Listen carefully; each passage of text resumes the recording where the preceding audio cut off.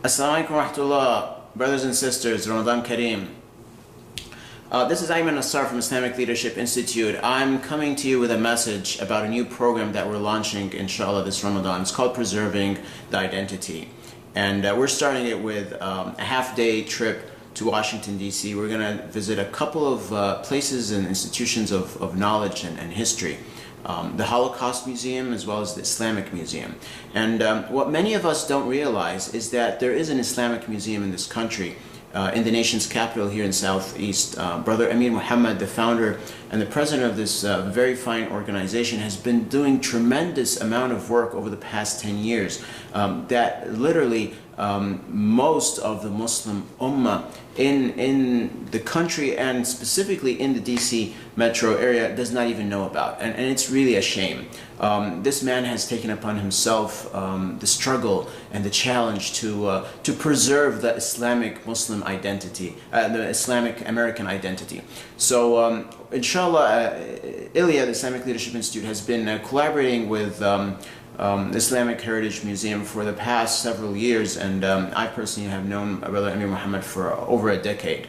And we're coming up with a program called Preserving the Identity. What is an ummah? What is the Muslim identity? Allah subhanahu wa ta'ala tells us in the Quran, هُوَ سَمَّاكُمَ الْمُسْلِمِينَ. He has called you, He has named you the Muslims. And as such, Allah subhanahu wa ta'ala has told us what our identity is, who we are, where we come from, where we're going, and so on and so forth. But also, the word ummah has been mentioned dozens of times in the Quran.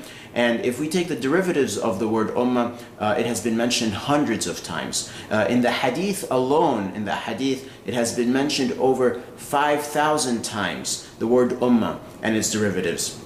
So inshallah, we'll reflect, we'll touch. I mean, we can't really get into any details in half a day, but we're going to reflect on what does the word ummah mean. Some of the key ayat where the word ummah has been presented to us and the definition of it, the different groups of scholars and how they define ummah.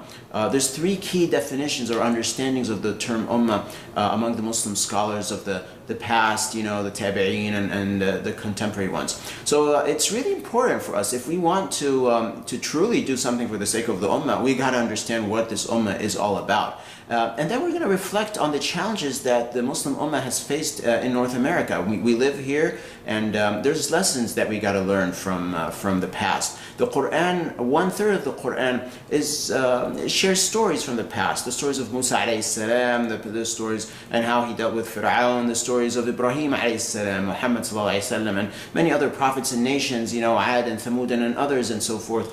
So there's a lot we learn from history. Many of us also don't know that Indian Americans, a big chunk of them, or a reasonable chunk of them, were Muslims. There was a tribe called Meccans, and a lot of, you know, Indian Americans who lived in the South and in other parts of the country were, as a matter of fact, Muslims. So what are the challenges that they faced?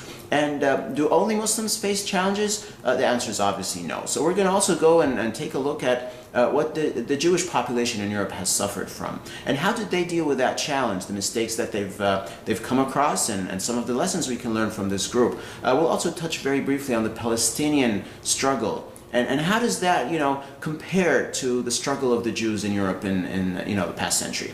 So there's a lot of really cool information to share. This program is designed for high school population, you know, for brothers and sisters ages 13 through 19. So please come, bring your gang, bring your friends.